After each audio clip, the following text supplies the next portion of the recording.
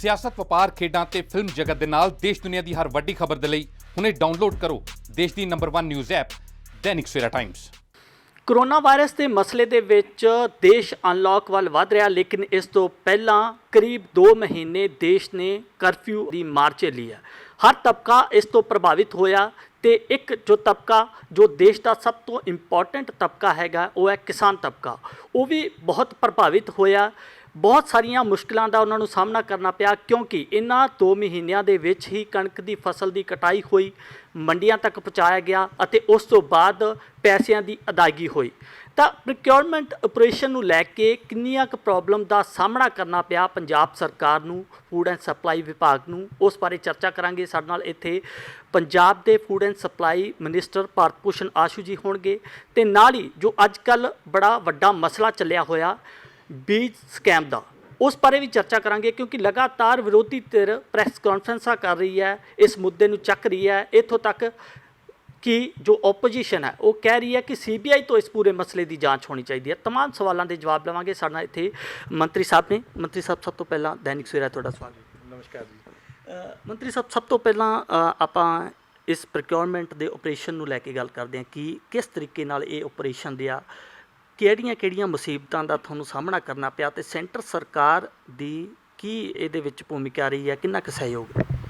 ਇਹ ਬੜਾ challenging time ਸੀਗਾ। ਇੱਕੋ ਦਮ ਜਦੋਂ ਲੋਕਡਾਊਨ ਹੋਇਆ, ਜਨਤਾ ਕਰਫਿਊ ਤੋਂ ਬਾਅਦ ਜਿਹੜੀਆਂ ਤਿਆਰੀਆਂ ਆਮ ਤੌਰ 'ਤੇ ਸਾਡੀਆਂ ਰੂਟੀਨ 'ਚ ਚੱਲਦੀਆਂ ਰਹਿੰਦੀਆਂ ਪ੍ਰੋਕਿਉਰਮੈਂਟ ਨੂੰ ਲੈ ਕੇ, ਉਹ ਰੂਟੀਨ 'ਚ ਹੀ ਚੱਲ ਰਹੀਆਂ ਸਨ ਕਿਉਂਕਿ ਇੱਕੋ ਦਮ ਪਹਿਲਾਂ ਕੋਈ ਡਿਸਕਸ਼ਨ ਹੋਈ ਹੀ ਨਹੀਂ।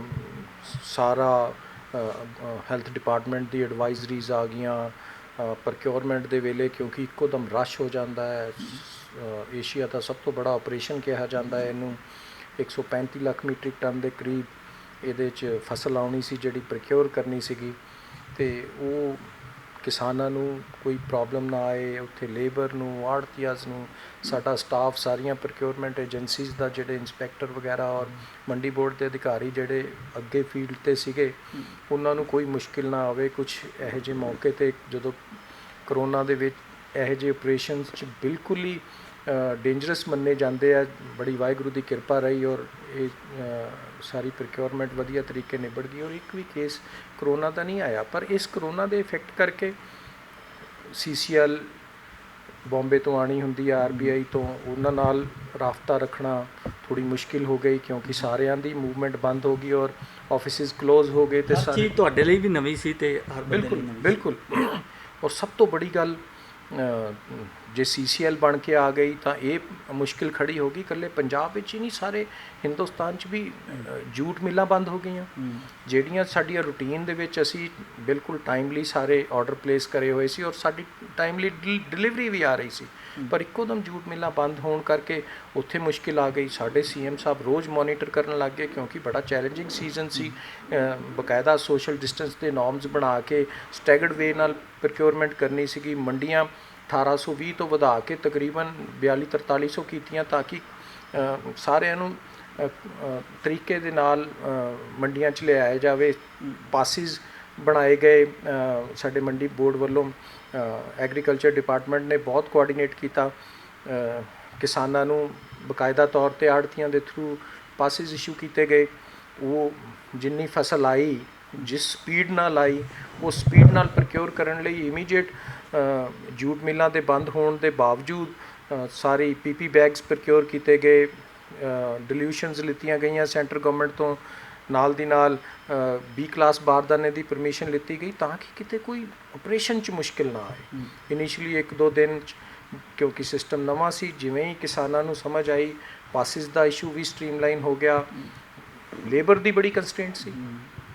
ਉਸੇ ਹੀ ਲੇਬਰ 'ਚ ਅਸੀਂ ਸਾਰੀ ਪ੍ਰੋਕਿਉਰਮੈਂਟ ਕਰਨੀ ਸੀ। ਨਾਲ ਦੀ ਨਾਲ ਜਦੋਂ ਲੋਕਡਾਊਨ ਸ਼ੁਰੂ ਹੋਇਆ, ਜਿਹੜੀ ਚੀਜ਼ ਸਭ ਤੋਂ ਜ਼ਿਆਦਾ ਅਸੀਂ ਸਾਲ ਡੇਟ ਤੋਂ ਫੇਸ ਕਰ ਰਹੇ ਸੀ ਔਰ ਸੈਂਟਰ ਗਵਰਨਮੈਂਟ ਨਾਲ ਗੱਲ ਕਰ ਰਹੇ ਸੀ ਵੀ ਸਾਡੇ ਅਨਾਜ ਦੇ ਭੰਡਾਰ ਭਰੇ ਪਏ ਹੈ, ਤੁਸੀਂ ਇਹਨਾਂ ਨੂੰ ਮੂਵ ਕਰੋ ਨਹੀਂ ਤਾਂ ਫਸਲ ਦੇ ਖਰਾਬ ਹੋਣ ਦਾ ਖਦਸ਼ਾ ਰਹਿੰਦਾ ਔਰ ਸਟੇਟ ਗਵਰਨਮੈਂਟ 'ਤੇ ਉਹਦੇ ਲੌਸਿਸ ਆਉਂਦੇ ਆ ਅਤੇ ਸੁਣਵਾਈ ਨਹੀਂ ਸੀ ਹੋ ਰਹੀ। ਇੱਕੋ ਦਮ ਡਿਮਾਂਡ ਉਠਾਈ, ਗਲੋਬਲੀ ਡਿਮਾਂਡ ਹੋ ਗਈ, ਅਨਾਜ ਦੀ ਕਮੀ ਪੈਣ ਲੱਗ ਗਈ ਕਿਉਂਕਿ ਲੋਕਡਾਊਨ ਸਾਰੇ ਹਿੰਦੁਸਤਾਨ ਹੀ ਬਾਹਰ ਵੀ ਹੋਇਆ ਅਤੇ ਪਰ ਹਿੰਦੁਸਤਾਨ ਦੇ ਵਿੱਚ ਪੰਜਾਬ ਨੇ ਅਨਾਜ ਦੀ ਕਮੀ ਨਹੀਂ ਹੋਣ ਦਿੱਤੀ। ਜਿਸ ਤਰੀਕੇ ਹੀ ਲੋਕਡਾਊਨ ਸ਼ੁਰੂ ਹੋਇਆ ਉੱਪਰੋਂ ਡਿਮਾਂਡ ਆਈ, ਅਸੀਂ ਇੱਥੋਂ ਟ੍ਰੇਨਾਂ ਭਰ ਕੇ ਭੇਜੀਆਂ। ਉਹੀ ਲੇਬਰ ਜਿੱਥੋਂ ਗੱਲ ਸ਼ੁਰੂ ਹੋਈ, ਉਹੀ ਲੇਬਰ ਮੰਡੀਆਂ ਦੇ ਵਿੱਚੋਂ ਪ੍ਰਕਿਓਰ ਕਰਦੀ ਹੈ, ਆਂਦੀ ਫਸਲ ਨੂੰ ਸਾਫ਼ ਕਰਨਾ, ਬੋਰੀ 'ਚ ਭਰਨਾ, ਸਟਿਚਿੰਗ ਕਰਨੀ, ਉਹਦੀ ਲੋਡਿੰਗ ਕਰਨੀ, ਰੈਕਿੰਗ ਕਰਨੀ, ਲਾਉਣਾ, ਫਿਰ ਗੋਡਾਊਨਾਂ ਦੇ ਵਿੱਚੋਂ ਦੀ ਭਰ ਕੇ ਟ੍ਰੇਨਾਂ 'ਚ ਲੋਡ ਕਰਕੇ ਸਪੈਸ਼ਲ ਟ੍ਰੇਨਾਂ ਮੂਵ ਕਰਨੀਆਂ। ਹੁਣ ਤਾਈਂ ਤਕਰੀਬਨ ਅਸੀਂ 1600 ਦੇ ਕਰੀਬ ਸਪੈਸ਼ਲ ਰੇਲ ਗੱਡੀਆਂ ਰਾਹੀਂ ਅਨਾਜ ਮੁਲਕ ਦੇ ਅੱਡ-ਅੱਡ ਹਿੱਸਿਆਂ 'ਚ ਭੇਜ ਚੁੱਕੇ ਹਾਂ FCI ਰਾਹੀਂ।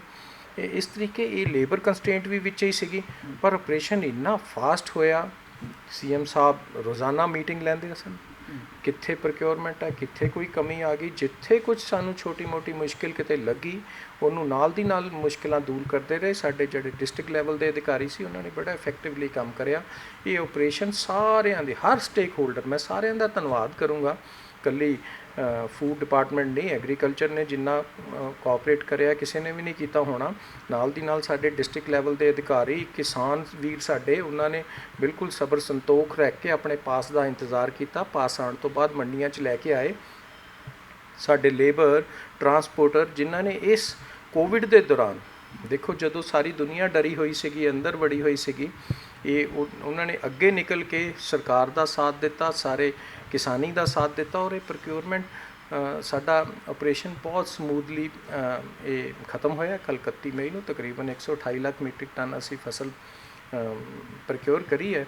ਅਤੇ ਕਿਤੇ ਕੋਈ ਮੁਸ਼ਕਿਲ ਆਈ ਨਹੀਂ, ਨਾ ਕੋਈ ਲਿਫਟਿੰਗ ਵੱਲੋਂ ਮੁਸ਼ਕਿਲ ਆਈ ਹੈ, ਨਾ ਕੋਈ ਪੇਮੈਂਟ ਵੱਲੋਂ ਮੁਸ਼ਕਿਲ ਆਈ ਹੈ, ਨਾ ਹੀ ਕਿਸਾਨ ਨੂੰ ਕਿਸੇ ਵੀ ਮੰਡੀ ਦੇ ਵਿੱਚ ਖੜਨਾ ਪਿਆ। ਫਸਲ ਆਈ, ਫਸਲ ਪ੍ਰਕਿਓਰ ਹੋਈ ਅਤੇ ਕਿਸਾਨ ਵਿਹਲਾ, ਅਤੇ ਆੜ੍ਹਤੀਆਂ ਦੇ ਥਰੂ 48 ਘੰਟੇ ਬਾਅਦ ਉਹਨਾਂ ਦੀ ਪੇਮੈਂਟ ਉਹਨਾਂ ਦੇ ਖਾਤਿਆਂ 'ਚ। ਅਸੀਂ ਕੋਸ਼ਿਸ਼ ਕੀਤੀ ਹੈ ਕਿਸੇ ਨੂੰ ਕੋਈ ਮੁਸ਼ਕਿਲ ਨਾ ਆਉਣ ਦਿੱਤੀ ਜਾਵੇ। ਮੈਂ ਸਾਰੇ ਸਟੇਕ ਹੋਲਡਰਸ ਦਾ, ਆਪਣੇ ਅਧਿਕਾਰੀਆਂ ਦਾ, ਅਤੇ ਜਿਹੜੇ ਹੋਰ ਕਿਸਾਨ ਵੀਰ, ਸਾਡੀ ਲੇਬਰ ਦੇ ਕਰਮਚਾਰੀ ਜਾਂ ਸਾਡੇ ਟਰਾਂਸਪੋਰਟਰਸ ਜਿਨ੍ਹਾਂ ਨੇ ਮਦਦ ਕੀਤੀ ਹੈ, ਮੈਂ ਸਾਰਿਆਂ ਦਾ CM ਸਾਹਿਬ ਦੇ ਬਿਹਾਫ 'ਤੇ ਧੰਨਵਾਦ ਕਰੂੰਗਾ। ਮੰਤਰੀ ਸਾਹਿਬ, ਤੁਸੀਂ ਕਹਿ ਰਹੇ ਕਿ ਬੜੇ ਇਫੈਕਟਿਵਲੀ ਜਿਹੜਾ ਕੰਮ ਹੋਇਆ, ਪੰਜਾਬ ਸਰਕਾਰ ਦੇ ਅਲੱਗ-ਅਲੱਗ ਡਿਪਾਰਟਮੈਂਟ ਸੀ ਇਹਦੇ ਵਿੱਚ ਇਨਵੋਲਵ, ਐਗਰੀਕਲਚਰ ਡਿਪਾਰਟਮੈਂਟ ਜਾਂ ਤੁਹਾਡਾ ਡਿਪਾਰਟਮੈਂਟ ਨੇ ਬਹੁਤ ਅੱਛਾ ਕੰਮ ਕੀਤਾ, ਲੇਕਿਨ ਕੁਝ ਚੀਜ਼ਾਂ ਓਪੋਜੀਸ਼ਨ ਵੀ ਸਵਾਲ ਚੱਕ ਰਹੇ ਨੇ। ਕੁਝ ਅਸੀਂ ਵੀ ਜਦੋਂ ਗਰਾਊਂਡ ਦੇ ਵਿੱਚ ਗਏ ਹਾਂ ਤਾਂ ਉੱਥੋਂ ਸਾਨੂੰ ਫੇਸ ਚੀਜ਼ਾਂ ਕਰਨੀਆਂ ਪਈਆਂ, ਦੇਖਣਾ ਪਿਆ ਕਿ ਕੁਝ ਲੋਕ ਕਹਿ ਰਹੇ ਸੀ ਜੋ ਪੰਜਾਬ ਦੇ ਵਿੱਚ ਨਹੀਂ ਸਨ, ਜਿਨ੍ਹਾਂ ਦੀਆਂ ਫਸਲਾਂ ਖੇਤਾਂ ਦੇ ਵਿੱਚ ਖੜੀਆਂ ਸਨ, ਉਹ ਚਾਹੇ ਤਾਂ ਨੰਦੇੜ ਸਾਹਿਬ ਗਏ ਸਨ, ਕੁਝ ਲੋਕ ਬਾਹਰ ਗਏ ਸਨ, ਇੱਥੇ ਆਪਣੀਆਂ ਫਸਲਾਂ ਦੀ ਕੇਅਰ ਨਹੀਂ ਕਰ ਪਾਏ, ਫਸਲਾਂ ਜਿਹੜੀਆਂ ਖੇਤਾਂ ਦੇ ਵਿੱਚ ਹੀ ਖਿੰਡ ਗਈਆਂ।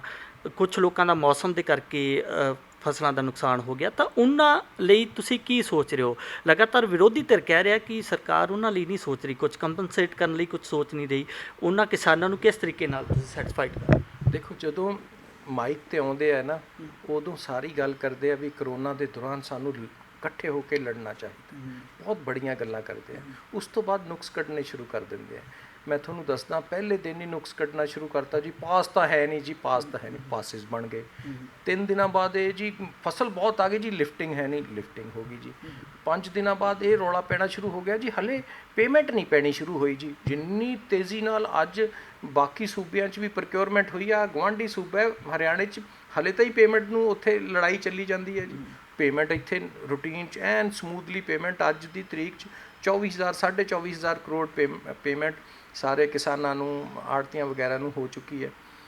ਪੇਮੈਂਟ ਹੋ ਗਈ ਜੀ। ਫਿਰ ਰੌਲਾ ਪਾਉਣਾ ਸ਼ੁਰੂ ਕਰਤਾ, ਬਾਰਦਾਨਾ ਹੈ ਨਹੀਂ ਜੀ, ਬਾਰਦਾਨਾ ਹੈ ਨਹੀਂ ਸੀ। ਜੂਟ ਮਿਲਾਂ ਦੇ ਬੰਦ ਹੋਣ ਦੇ ਬਾਵਜੂਦ ਸਰਕਾਰ ਨੇ ਬਾਰਦਾਨਾ ਅਰੇਂਜ ਕਰਿਆ। ਇੱਕ ਇੱਕ ਦਾਣਾ ਕਿਸਾਨ ਦਾ ਬੋਰੀਆਂ 'ਚ ਪੈਕ ਕਰਕੇ ਪਲਿੰਥਾਂ 'ਤੇ ਜਿੱਥੇ ਅਸੀਂ ਸਟਾਕਿੰਗ ਕਰੀ ਹੈ ਉੱਥੇ ਪਹੁੰਚਾਇਆ।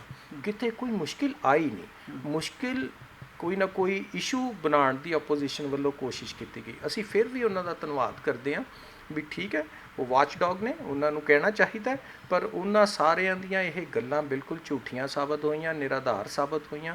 ਪ੍ਰਕਿਓਰਮੈਂਟ ਸਮੂਥਲੀ ਬਿਲਕੁਲ ਪੂਰੀ ਹੋ ਕੇ ਅੱਜ ਕੱਲ੍ਹ 31 ਮਈ ਨੂੰ ਆਪਣਾ ਆਪਰੇਸ਼ਨ ਅਸੀਂ ਖਤਮ ਕਰ ਚੁੱਕੇ ਹਾਂ। ਅਗਰ ਇਹ ਪ੍ਰੋਕਿਉਰਮੈਂਟ ਅੱਛੇ ਤਰੀਕੇ ਨਾਲ ਹੋਈ ਤਾਂ ਇਹਦਾ ਮਤਲਬ ਸੈਂਟਰ ਸਰਕਾਰ ਦਾ ਵੀ ਇਹਦੇ ਵਿੱਚ ਪੂਰਾ ਰੋਲ ਹੁੰਦਾ। ਸੈਂਟਰ ਸਰਕਾਰ ਨੇ ਪੂਰਾ ਸਹਿਯੋਗ ਕੀਤਾ ਤੁਹਾਨੂੰ ਇਸ ਪੂਰੇ ਮਸਲੇ ਦੇ ਵਿੱਚ?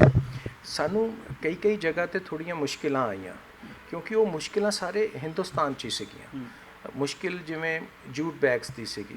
ਅਸੀਂ ਸੈਂਟਰ ਨੂੰ ਕਹਿੰਦੇ ਰਹੇ ਸਾਨੂੰ ਜੂਟ ਬੈਗਸ ਪ੍ਰੋਵਾਈਡ ਕਰਵਾਓ। ਜੂਟ ਦਾ ਦੂਸਰੇ ਸੂਬਿਆਂ ਦੇ ਵਿੱਚੋਂ ਪ੍ਰੈਸ਼ਰ ਆ ਗਿਆ, ਤੇਲੰਗਾਨਾ ਸਾਈਡ ਉੱਧਰ, ਕਿਉਂਕਿ ਚਾਵਲ ਜਿਹੜਾ ਹੈ ਉਹ ਜੂਟ 'ਚ ਹੀ ਲੱਗਦਾ ਹੈ, ਵੀਟ ਜਿਹੜੀ ਆ ਉਹ ਪਲਾਸਟਿਕ ਬੈਗਸ 'ਚ ਲੱਗ ਜਾਂਦੀ ਹੈ। ਸੈਂਟਰ ਸਾਨੂੰ ਕਹਿਣ ਲੱਗ ਗਿਆ ਤੁਸੀਂ ਬੈਗਸ ਪਲਾਸਟਿਕ ਦੇ ਪ੍ਰੋਕਿਓਰ ਕਰੋ। ਪਲਾਸਟਿਕ ਬੈਗ ਗਰਮੀ 'ਚ ਕਿਉਂਕਿ ਸਾਡੇ ਸਾਰੇ ਗੋਡਾਊਨ ਭਰੇ ਹੋਏ ਹੈ, ਜਦੋਂ ਅਸੀਂ ਬਾਹਰ ਸਟੈਕਿੰਗ ਕਰਦੇ ਹਾਂ, ਧੁੱਪ ਜ਼ਿਆਦਾ ਪੈਂਦੀ ਹੈ ਤਾਂ ਉਹਦੇ ਫਟਣ ਦਾ ਖਤਰਾ ਰਹਿੰਦਾ। ਤੇ ਅਸੀਂ ਵੀ ਚਾਹੁੰਦੇ ਸੀ ਵੀ ਸਾਡਾ ਲੌਸਿਸ ਘਟਣ, ਸਾਡਾ ਖਰਾਬਾ ਘਟੇ, ਕਿਤੇ ਕੋਈ ਕਣਕ ਖਰਾਬ ਨਾ ਹੋਵੇ ਤੇ ਸਾਨੂੰ ਜੂਟ ਜ਼ਿਆਦਾ ਮਿਲੇ। ਤਾਂ ਉਹਦੇ 'ਚ ਸਾਨੂੰ ਮੁਸ਼ਕਿਲਾਂ ਆਈਆਂ। ਸਾਡੇ CM ਸਾਹਿਬ ਨੇ CM ਵੈਸਟ ਬੰਗਾਲ ਨਾਲ ਗੱਲ ਵੀ ਕਰੀ ਤਾਂ ਉੱਥੇ ਜਿਹੜੀ 22,000 ਸਾਡੀ ਬੋਰੀ ਬਣੀ ਪਈ ਸੀਗੀ, ਜਿਹੜਾ ਸਾਨੂੰ ਖਤਰਾ ਸੀਗਾ ਵੀ ਕਿਤੇ ਦੂਸਰੇ ਸੂਬਿਆਂ ਨੂੰ ਮੂਵ ਨਾ ਕਰ ਦੇਣ, ਉਹ CM ਸਾਹਿਬ ਦੇ ਉੱਦਮ ਨਾਲ ਉਹ ਆਈ। ਉਹਦੇ ਨਾਲ ਕਾਫੀ ਜ਼ਿਆਦਾ ਸਾਨੂੰ ਫਾਇਦਾ ਮਿਲ ਗਿਆ। ਬੋਰੀਆਂ ਸਾਨੂੰ ਜੂਟ ਦੀਆਂ ਮਿਲ ਗਈਆਂ, ਉਨੀਆਂ ਸਾਨੂੰ PP ਬੈਗਸ ਘੱਟ ਲਾਉਣੇ ਪਏ। ਪਰ ਜਦੋਂ ਕੋਵਿਡ ਸੀਗਾ, ਹਰ ਬੰਦੇ ਨੇ ਸਪੋਰਟ ਕਰੀ। ਮੈਂ ਕਿਸੇ ਨੂੰ ਵੀ ਇਸ ਵੇਲੇ ਨਿੰਦੂੰਗਾ ਨਹੀਂ। ਹਰੇਕ ਬੰਦਾ ਬਕਾਇਦਾ ਤੌਰ 'ਤੇ ਖੜਾ ਸੀ ਵੀ ਕਿਸਾਨ ਦੀ ਮਿਹਨਤ ਦੀ ਪਾਲੀ ਹੋਈ ਜਿਹੜੀ ਫਸਲ ਹੈ 6 ਮਹੀਨੇ ਦੀ, ਉਹਦੀ ਖੂਨ ਪਸੀਨੇ ਦੀ ਕਮਾਈ ਹੈ, ਉਹ ਫਸਲ ਪ੍ਰਕਿਓਰ ਹੋਵੇ। ਉਹਨਾਂ ਦਾ ਇੱਕ ਇੱਕ ਦਾਣਾ, ਜੋ ਸਾਡੇ CM ਸਾਹਿਬ ਕੈਪਟਨ ਅਮਰਿੰਦਰ ਜੀ ਨੇ ਕਿਹਾ ਸੀ, ਮੈਂ ਇੱਕ ਇੱਕ ਦਾਣਾ ਚੱਕੂਗਾ, ਉਹ ਦਾਣਾ ਚੱਕਿਆ ਜਾਵੇ ਅਤੇ ਉਹਦਾ ਬਣਦਾ ਮੁੱਲ ਉਹਦੇ ਤਾਈਂ ਪਹੁੰਚਾਇਆ ਜਾਵੇ। ਇਹ ਸਾਰਾ ਸਾਡੇ ਡਿਪਾਰਟਮੈਂਟ ਨੇ ਬਹੁਤ ਐਫੀਸ਼ੀਐਂਟਲੀ ਸਰੰਜਾਮ ਦਿੱਤਾ ਹੈ। ਕੋਵਿਡ-19 ਦੇ ਵਿੱਚ ਪੂਰੇ 2 ਮਹੀਨਿਆਂ ਦੇ ਵਿੱਚ ਸੈਂਟਰ ਸਰਕਾਰ ਨਾਲ ਉਲਝਣਾਂ ਲਗਾਤਾਰ ਬਣੀਆਂ ਰਹੀਆਂ, ਚਾਹੇ ਉਹ ਦਾਲ ਦਾ ਮਸਲਾ ਹੋਵੇ। ਤੁਸੀਂ ਦਾਲ ਵਾਪਸ ਕੀਤੀ, ਤੁਸੀਂ ਕਿਹਾ ਕਿ ਦਾਲ ਠੀਕ ਨਹੀਂ ਸੀ, ਕਿਸ ਦੇ ਵਿੱਚ ਰੇਤ ਸੀ, ਕੁਛ ਇਹ ਸੀ। ਤਾਂ ਉਲਝਣਾਂ ਲਗਾਤਾਰ ਕੇਂਦਰ ਸਰਕਾਰ ਨਾਲ ਬਣਨ ਦੀ ਲਗਾਤਾਰ ਖਬਰ ਕੋਈ ਨਾ ਕੋਈ ਆਉਂਦੀ ਰਹੀ ਹੈ। ਤਾਂ ਉਹ ਮਸਲਾ ਸੌਰਟ ਆਊਟ ਹੋ ਗਿਆ ਕਿ ਕੇਂਦਰ ਸਰਕਾਰ ਨੇ ਦਾਲਾਂ ਭੇਜਤੀਆਂ, ਜੇ ਭੇਜਤੀਆਂ ਤਾਂ ਵੰਡਤੀਆਂ। ਮੈਂ ਤੁਹਾਨੂੰ ਇਹ ਵੀ ਬਹੁਤ ਮਜ਼ਾਕ ਵਾਲੀ ਗੱਲ ਹੋ ਜਾਂਦੀ ਹੈ, ਸਾਨੂੰ ਕਹਿਣਾ ਨਹੀਂ ਬਣਦਾ, ਕਿਉਂਕਿ ਸੀਜ਼ਨਡ ਪੋਲੀਟੀਸ਼ੀਅਨ ਨੇ ਸਾਹਮਣੇ ਆਪਣੀ ਖੋਈ ਹੋਈ ਜ਼ਮੀਨ ਲੱਭਣ ਵਾਸਤੇ ਹਰੇਕ ਇਸ਼ੂ ਬਣਾਉਣ ਦੀ ਕੋਸ਼ਿਸ਼ ਕੀਤੀ ਗਈ। ਮੈਂ ਤੁਹਾਨੂੰ ਕਿਹਾ ਵੀ ਕੋਵਿਡ ਦੇ ਦੌਰਾਨ ਸਰਕਾਰਾਂ ਕੋਆਰਡੀਨੇਟ ਕਰਕੇ ਐਡਾ ਵਧੀਆ ਆਪਰੇਸ਼ਨ ਉਹਨਾਂ ਨੇ ਸਿਰੇ ਚਾੜਿਆ। ਜਿਹੜੀ ਇਹ ਦਾਲ ਵਾਲੀ ਗੱਲ ਹੈ, ਸਾਨੂੰ 10,800 ਮੀਟ੍ਰਿਕ ਟਨ ਦਾਲ ਮਿਲਣੀ ਸੀ। ਦਾਲ ਮਿਲੀ ਇੱਕ ਥੋੜ੍ਹੀ ਲੇਟ, ਤਾਂ ਜੀ ਮੈਡਮ ਜੀ ਨੇ ਇਸ਼ੂ ਬਣਾ ਲਿਆ ਜੀ ਦਾਲ ਹੀ ਨਹੀਂ ਵੰਡੀ ਜਾ ਰਹੀ ਜੀ, ਦਾਲ ਸਕੈਮ ਹੋ ਗਿਆ ਜੀ, ਇੱਥੇ ਤਾਂ CBI ਇਨਕੁਆਇਰੀ ਲਗਾ ਲਓ। ਸਾਡੇ ਅੱਜ ਤਾਈਂ 85% 3 ਮਹੀਨਿਆਂ ਦੀ, ਮਤਲਬ ਜੂਨ ਮਹੀਨਾ ਜਿਹੜਾ ਅੱਜ ਸ਼ੁਰੂ ਹੋਇਆ ਸੀ, ਉਹਦੀ ਵੀ ਦਾਲ ਔਰ ਕਣਕ ਵੰਡ ਚੁੱਕੇ ਹਾਂ। ਬਾਕੀ ਸੂਬਿਆਂ ਦੇ ਵਿੱਚ ਤਾਂ ਲਗਾਤਾਰ ਹੀ ਕਹਿੰਦੇ ਰਹੇ ਨਾ ਕਿ ਉਹ ਵੰਡੀ ਨਹੀਂ ਹੈ ਤਾਂ ਖਰਾਬ ਹੋ ਗਈ। ਤੁਸੀਂ ਖਰਾਬ ਹੋਣ ਦੀ ਗੱਲ ਵੀ ਕਹੀ। ਨਹੀਂ, ਉਹ ਆਈ ਨਹੀਂ ਸੀ ਉਦੋਂ ਤਾਈਂ, ਅਸੀਂ ਤਾਂ ਡਾਟੇ ਦੇਤੇ। ਹਾਂ, ਜਿਹੜੀ ਖਰਾਬ ਆ, ਜਦੋਂ ਦੇਖੋ ਸੈਂਟਰ ਗਵਰਨਮੈਂਟ ਪਾਸਵਾਨ ਸਾਹਿਬ ਦਾਲਾਂ ਦੇ ਉੱਤੇ ਨਹੀਂ ਬੈਠੇ। ਜਦੋਂ ਨੈਫਡ ਨੇ ਦਾਲ ਭੇਜਣੀ ਹੈ, 10,800 ਮੀਟ੍ਰਿਕ ਟਨ ਦੇ ਟਰੱਕ ਆਣੇ ਨੇ, ਕੋਈ ਨਾ ਕੋਈ ਕੰਸਾਈਨਮੈਂਟ ਵਿੱਚੋਂ ਖਰਾਬ ਹੋ ਸਕਦੀ। ਇੱਥੋਂ DC ਮੋਹਾਲੀ ਨੇ ਸਾਨੂੰ ਕਰਿਆ ਵੀ ਦਾਲਾਂ ਦੇ ਵਿੱਚ ਬਿੱਠਾ ਹੈ, ਤਾਂ ਅਸੀਂ ਇਹ ਥੋੜ੍ਹੀ ਕਹਾਂਗੇ ਪਾਸਵਾਨ ਸਾਹਿਬ ਨੇ ਜਾਣਬੁੱਝ ਕੇ ਪਾਤੀਆਂ। ਅਸੀਂ ਇਮੀਡੀਏਟ ਵਾਪਸ ਕੀਤਾ ਟਰੱਕ, ਉਹਨਾਂ ਨੇ ਬਦਲ ਕੇ ਭੇਜਤਾ। ਸਾਨੂੰ ਜਲੰਧਰ ਟਰੱਕ ਆਏ, ਉਹਨਾਂ ਦੇ ਵਿੱਚ ਉਹ ਚੂਰਾ ਜ਼ਿਆਦਾ ਸੀ, ਜੋ ਸਪੈਸੀਫਾਈਡ ਲਿਮਟ ਹੈ ਉਸ ਤੋਂ ਜ਼ਿਆਦਾ ਸੀਗਾ, 37% ਨਿਕਲਿਆ। ਅਸੀਂ ਉਹਨਾਂ ਨੂੰ ਲਿਖ ਕੇ ਭੇਜਿਆ, ਉਹਨਾਂ ਨੂੰ ਵਾਪਸ ਕੀਤੇ ਟਰੱਕ, ਉਹਨਾਂ ਨੇ ਬਦਲ ਕੇ ਵਾਪਸ ਭੇਜਤੇ। ਜਦੋਂ ਐਡਾ ਵੱਡਾ ਆਪਰੇਸ਼ਨ ਚੱਲਦਾ ਹੋਵੇ, ਤੁਸੀਂ ਸਮਝ ਹੀ ਸਕਦੇ ਹੋ ਕੋਈ ਨਾ ਕੋਈ ਕਿਤੇ ਨਾ ਕਿਸੇ ਬੋਰੀ ਦੇ ਵਿੱਚੋਂ ਥੋੜ੍ਹਾ ਘੱਟ ਨਿਕਲਦਾ। ਅਤੇ ਜੇ ਅਸੀਂ ਉਹਨਾਂ ਦੀ ਨਿਗਾਹ ਨਾਲ ਦੇਖ ਲਈਏ, ਭੈਣ ਜੀ ਉਹਨਾਂ ਦੀ ਨਿਗਾਹ ਨਾਲ, ਜਿਨ੍ਹਾਂ ਨੇ ਬਿਨਾਂ ਮਤਲਬ ਤੋਂ ਇਸ਼ੂ ਹੀ ਬਣਾਉਣੇ ਨੇ, ਤਾਂ ਉਹਨਾਂ ਨੇ ਕਹਿਣਾ ਸਰਕਾਰਾਂ ਨੇ ਰਾਸ਼ਨ ਮਾੜਾ ਭੇਜਤਾ, ਮਾੜਾ ਭੇਜਤਾ, ਮਾੜਾ ਭੇਜਤਾ।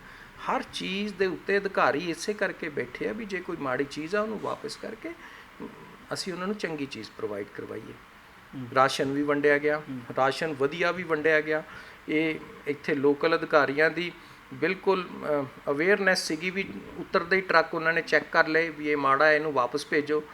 ਅਸੀਂ ਸੈਂਟਰ ਗਵਰਨਮੈਂਟ ਨੂੰ ਕਿਵੇਂ ਨਿੰਦੀਏ, ਉਹਨਾਂ ਨੇ ਬਦਲ ਕੇ ਸਾਨੂੰ ਵਾਪਸ ਭੇਜਤੇ। ਹੁਣ ਜੇ ਇਸ਼ੂ ਬਣਾਉਣਾ ਹੋਵੇ ਤਾਂ ਮੈਂ ਹੀ ਕਹਿਣਾ ਸ਼ੁਰੂ ਕਰ ਦੇਣਾ ਜੀ, ਮਾੜੀ ਦਾਲ ਭੇਜੀ, ਮਾੜੀ ਦਾਲ ਭੇਜੀ, ਅਸੀਂ ਤਾਂ ਵਾਪਸ ਕਰਤੀ ਜੀ, ਅਸੀਂ ਤਾਂ ਵਾਪਸ ਕਰਤੀ। ਪਰ ਅੱਜ ਦੀ ਤਰੀਕ 'ਚ ਕਹਿਣ ਨੂੰ ਅਸੀਂ ਵੀ ਅਸੀਂ ਕਰੋਨਾ ਦੀ ਲੜਾਈ ਰਲ ਕੇ ਲੜਾਂਗੇ, ਅਤੇ ਰਲ ਕੇ ਲੜਨ ਦੀ ਬਜਾਏ ਐਵੇਂ ਹੀ ਬਿਨਾਂ ਮਤਲਬ ਹੀ ਨਕੋਚਾਂ ਜੀਆਂ ਕੱਢਣੀਆਂ, ਉਹ ਕੰਮ ਆ, ਹੋਰ ਕੋਈ ਗੱਲ ਹੀ ਨਹੀਂ ਹੈ। ਬਹੁਤ ਸਮੂਥਲੀ ਚੱਲਦਾ ਪਿਆ। ਅਸੀਂ ਕੋਸ਼ਿਸ਼ ਕੀਤੀ ਜਿੰਨਾ ਰਾਸ਼ਨ ਪੰਜਾਬ, ਜਦੋਂ ਸਾਰੇ ਮੁਲਕ ਦਾ ਢਿੱਡ ਭਰਦਾ ਹੈ ਅਤੇ ਪੰਜਾਬ 'ਚ ਕੋਈ ਭੁੱਖਾ ਰਹਿ ਜਾਏ, ਖਾਸ ਤੌਰ 'ਤੇ ਪੰਜਾਬੀ ਭੁੱਖਾ ਰਹਿ ਜਾਏ, ਕਿਤੇ ਹੋਊਗਾ? ਪੰਜਾਬ ਦੇ ਵਿੱਚ ਬਿਲਕੁਲ ਕੋਈ ਕਮੀ ਨਹੀਂ ਆਉਣ ਦਿੱਤੀ ਰਾਸ਼ਨ ਦੀ, ਕਿਸੇ ਵੀ ਤਰੀਕੇ ਦੀ ਨਹੀਂ। ਇਹ ਹੁਣ ਪ੍ਰਵਾਸੀਆਂ ਨੂੰ ਕਹੀ ਜਾ ਰਹੇ, ਰੱਜ ਗਏ ਇੱਥੋਂ, ਉੱਥੇ ਜਾ ਕੇ ਪਰੇਸ਼ਾਨ ਹੋਣਗੇ ਆਪਣੇ ਸੂਬਿਆਂ 'ਚ। ਇੱਥੇ ਜਦੋਂ ਅਸੀਂ ਡਿਸਟਰੀਬਿਊਸ਼ਨ 'ਤੇ ਆ ਜਾਂਦੇ, ਇਹ ਤਾਂ ਪ੍ਰਧਾਨ ਮੰਤਰੀ ਗਰੀਬ ਕਲਿਆਣ ਯੋਜਨਾ, ਅੰਨ ਯੋਜਨਾ, ਜਿਹਦੀ ਤੁਸੀਂ ਦਾਲ ਦੀ ਗੱਲ ਕਰੀ, ਇਸ ਤੋਂ ਪਹਿਲਾਂ ਅਸੀਂ 6 ਮਹੀਨੇ ਦੀ ਕਣਕ ਵੰਡੀ 1,41,00,000 ਬੰਦਿਆਂ ਨੂੰ। ਉਸ ਤੋਂ ਬਾਅਦ ਪ੍ਰਧਾਨ ਮੰਤਰੀ ਗਰੀਬ ਕਲਿਆਣ ਯੋਜਨਾ 'ਚ 3 ਮਹੀਨੇ ਦੀ ਕਣਕ ਔਰ 3 ਕਿਲੋ ਦਾਲ ਪਰ ਫੈਮਿਲੀ, ਇਹ ਵੰਡੀ। 17 ਲੱਖ ਕਿੱਟਾਂ ਜਿਹੜੇ NFSA 'ਚ ਕਵਰ ਨਹੀਂ ਹੈ, ਫੂਡ ਸਿਕਿਉਰਿਟੀ ਐਕਟ 'ਚ, ਜਿਹੜੇ ਹੋਰ ਮਾਈਗ੍ਰੈਂਟ ਲੇਬਰ ਸੀ ਦੂਸਰੇ ਸੀਗੇ, ਉਹਨਾਂ ਨੂੰ ਦਿੱਤੀਆਂ ਗਈਆਂ। CM ਸਾਹਿਬ ਨੇ ਜੋ ਅਨਾਊਂਸ ਕਰੀਆਂ ਸੀ, ਪਹਿਲਾਂ 10 ਲੱਖ ਕਰੀਆਂ, ਫਿਰ 15 ਕਰੀਆਂ, ਫਿਰ 17 ਲੱਖ ਕਰੀਆਂ। ਉਸ ਤੋਂ ਇਲਾਵਾ DCs ਨੇ SDRF ਦੇ ਵਿੱਚੋਂ ਦੀ ਬੜਾ ਰਾਸ਼ਨ ਪ੍ਰੋਵਾਈਡ ਕਰਵਾਇਆ। ਇਹ ਸਾਰਿਆਂ ਨੂੰ ਪਿੱਛੇ ਛੱਡ ਜਾਈਏ ਤਾਂ ਸਾਡੀਆਂ ਰਿਲੀਜੀਅਸ ਇੰਸਟੀਟਿਊਸ਼ਨਸ, ਸਾਡੀਆਂ ਸੋਸ਼ਲ ਆਰਗੇਨਾਈਜੇਸ਼ਨਸ, ਸਾਡੇ NGOs ਜਿਨ੍ਹਾਂ ਨੇ ਬੇਸ਼ੁਮਾਰ ਸਰਕਾਰ ਦੀ ਮਦਦ ਕੀਤੀ, ਇਨਸਾਨੀਅਤ ਦੀ ਮਦਦ ਕੀਤੀ।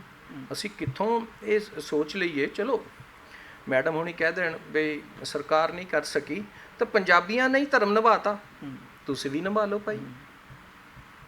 ਮੈਂ ਹੁਣ ਕਹਿਣਾ ਨਹੀਂ ਚਾਹੁੰਦਾ, ਨਹੀਂ ਤਾਂ ਸਿੱਧਾ ਇਲਜ਼ਾਮ ਲੱਗ ਜੂਗਾ ਉਹਨਾਂ ਦੀਆਂ ਇੰਸਟੀਟਿਊਸ਼ਨਾਂ ਮਿਸਿੰਗ ਸੀਗੀਆਂ, ਜਿਨ੍ਹਾਂ ਦੀ ਉਹ ਰਹਿਨੁਮਾਈ ਉਹ ਆਪ ਕਲੇਮ ਕਰਦੇ ਆ, ਉਹ ਕਰਦੇ ਆ, ਪਰ ਹੋਰਾਂ ਨੇ ਸਭ ਨੇ ਸਾਥ ਦਿੱਤਾ। ਇਹ ਤੁਹਾਡਾ ਕਹਿਣਾ ਕਿ ਉਹਨਾਂ ਨੇ ਖੁਦ ਸਾਥ ਦੇ ਦਿੱਤਾ, ਪੂਰੇ ਪੰਜਾਬ ਨੇ ਸਾਥ ਦੇ ਦਿੱਤਾ? ਸਾਰੇ ਪੰਜਾਬ ਨੇ ਸਾਥ ਦਿੱਤਾ। ਉਹਨਾਂ ਨੇ ਸਿਰਫ ਹਰੇਕ ਦੇ ਵਿੱਚ ਨੁਕਸ ਹੀ ਕੱਢੇ, ਕਿਤੇ ਕੋਈ ਕਮੀ ਨਹੀਂ ਆਈ। ਹੁਣ ਆਈ ਆਤਮ ਨਿਰਭਰ ਭਾਰਤ ਦੀ ਗੱਲ। ਆਤਮ ਨਿਰਭਰ ਭਾਰਤ ਮੋਦੀ ਸਾਹਿਬ ਨੇ 5 ਕਿਲੋ 2 ਮਹੀਨਿਆਂ ਲਈ 5-5 ਕਿਲੋ ਮਤਲਬ 10 ਕਿਲੋ ਕਣਕ ਤੇ 1 ਕਿਲੋ ਪਰ ਫੈਮਿਲੀ ਦਾਲ ਹੁਣ ਅਨਾਊਂਸ ਕਰਤੀ ਵੀ ਉਹ ਜਿਹੜੇ ਨੌਨ NFSA, ਜਿਹੜੇ NFSA 'ਚ ਕਵਰ ਨਹੀਂ ਹੈ, ਸਟੈਂਡਰਡ ਮਾਈਗ੍ਰੈਂਟਸ ਮਤਲਬ ਫਸੇ ਹੋਏ ਪ੍ਰਵਾਸੀ ਮਜ਼ਦੂਰ ਜਾਂ ਮਜ਼ਦੂਰ ਜਿਹੜੇ ਦੂਸਰੇ ਨੇ, ਜਿਹੜੇ NFSA 'ਚ ਕਵਰ ਨਹੀਂ, ਉਹਨਾਂ ਨੂੰ 14 ਲੱਖ ਬੰਦਿਆਂ ਨੂੰ ਇਹ ਰਾਸ਼ਨ ਵੰਡੋ। CM ਸਾਹਿਬ ਨੇ ਉਹਦੇ 'ਚ ਵੀ ਅੱਗੇ ਵੱਧ ਕੇ ਡਿਸੀਜਨ ਲਿੱਤਾ ਵੀ ਜਿਹੜਾ ਮਜ਼ਦੂਰ ਆ ਵਿਚਾਰਾ ਕਣਕ ਲੈ ਲੂਗਾ ਤਾਂ ਪਿਆਊਗਾ ਕਿੱਦਾਂ, ਉਹਨੂੰ ਪੀਸ ਕੇ ਆਟਾ ਦਿਓ। ਉਹ ਕਣਕ ਦਾ ਆਟਾ ਪਿਸਾਇਆ ਗਿਆ। ਅਸੀਂ ਲਿਖ ਕੇ ਭੇਜਿਆ ਵੀ ਸਾਡੇ ਜਿਹੜਾ ਪ੍ਰਵਾਸੀ ਮਜ਼ਦੂਰ ਹੈ ਉਹ ਇਕੱਲਾ ਰਹਿੰਦਾ ਹੈ, ਉਹ ਫੈਮਿਲੀ ਨਹੀਂ ਰਹਿੰਦੀ। ਜੇ ਤੁਸੀਂ 4 ਬੰਦਿਆਂ ਪਿੱਛੇ 1 ਕਿਲੋ ਦਾਲ ਭੇਜਦੇ ਹੋ, ਕਿਉਂਕਿ ਫੈਮਿਲੀ ਐਵਰੇਜਲੀ 4 ਬੰਦਿਆਂ ਦੀ ਗਿਣੀ ਜਾਂਦੀ ਹੈ, ਤਾਂ 3 ਬੰਦਿਆਂ ਨੂੰ ਦਾਲ ਮਿਲੇਗੀ। ਅਸੀਂ ਉਹਨਾਂ ਨੂੰ ਲਿਖ ਕੇ ਭੇਜਿਆ, ਹਲੇ ਉਹਨਾਂ ਨੇ ਫੈਸਲਾ ਕਰਨਾ ਸੀ, ਹਲੇ ਉਹਨਾਂ ਨੇ ਕੀਤਾ ਨਹੀਂ। CM ਸਾਹਿਬ ਨੇ ਆਪਣੇ ਵੱਲੋਂ ਅਨਾਊਂਸ ਕਰਤਾ ਵੀ ਤੁਸੀਂ ਸਾਰਿਆਂ ਨੂੰ ਦਾਲ ਦਿਓ। ਅਸੀਂ ਸਾਰਿਆਂ ਨੂੰ ਦਾਲ ਦੇ ਰਹੇ ਹਾਂ, 14 ਦੇ 14 ਲੱਖ ਨੂੰ। ਨਾਲ ਉਹਨਾਂ ਨੇ ਕਿਹਾ ਚੀਨੀ ਵੀ ਦਿਓ। ਹੁਣ ਦੁਬਾਰਾ ਉਹਨਾਂ ਦੀ ਕਿੱਟ ਬਣਾ ਕੇ ਉਹਨਾਂ ਦਾ ਜਿਹੜਾ ਉਹਨਾਂ ਨੇ ਦਿੱਤਾ ਕਣਕ, ਉਹਨੂੰ ਆਟੇ 'ਚ ਪਿਸਾ ਕੇ 3 ਬੰਦਿਆਂ ਦੀ ਦਾਲ ਐਡ ਕਰਕੇ, ਨਾਲ ਚੀਨੀ ਐਡ ਕਰਕੇ, ਨਾਲ ਹੁਣ ਉਹਨਾਂ ਨੇ ਹੋਰ ਕਿਹਾ ਸਾਨੂੰ ਵਿੱਚ ਮਾਸਕ ਵੀ ਗਰੀਬਾਂ ਵਾਸਤੇ ਦਿਓ, ਕਿਉਂਕਿ ਜਿੱਥੇ ਮੈਂਡੇਟਰੀ ਕਰ ਦਿੱਤੇ ਆ ਮਾਸਕ ਲਾਉਣੇ ਤੇ ਜੁਰਮਾਨੇ ਵੀ ਹੋ ਰਹੇ ਆ ਪੁਲਿਸ ਵੱਲੋਂ, ਉੱਥੇ ਗਰੀਬਾਂ ਕੋਲ ਨਹੀਂ ਖਮਤਾ ਹੈਗੀ ਮਾਸਕ ਲੈਣ ਦੀ, ਵੀ ਉਹਨਾਂ ਨੂੰ ਫ੍ਰੀ ਮਾਸਕ ਵੀ ਭੇਜੋ, ਤੇ ਉਹ ਵੀ ਅਸੀਂ ਭੇਜ ਰਹੇ ਹਾਂ, ਹੁਣ ਵੰਡ ਰਹੇ ਹਾਂ। ਰਾਸ਼ਨ ਲਗਾਤਾਰ ਵੰਡਿਆ ਜਾ ਰਿਹਾ। ਪਹਿਲਾਂ 1 ਕਰੋੜ 41 ਲੱਖ ਨੂੰ ਵੰਡਿਆ, ਫਿਰ CMs ਦੀਆਂ ਕਿੱਟਾਂ ਵੰਡੀਆਂ, ਫਿਰ ਆਤਮ ਨਿਰਭਰ ਭਾਰਤ 'ਚ ਰਾਸ਼ਨ 1 ਕਰੋੜ 41 ਲੱਖ ਨੂੰ ਦੁਬਾਰਾ ਵੰਡਿਆ ਗਿਆ। ਹੁਣ 14 ਲੱਖ ਕਿੱਟਾਂ ਹੋਰ ਵੰਡੀਆਂ ਜਾ ਰਹੀਆਂ।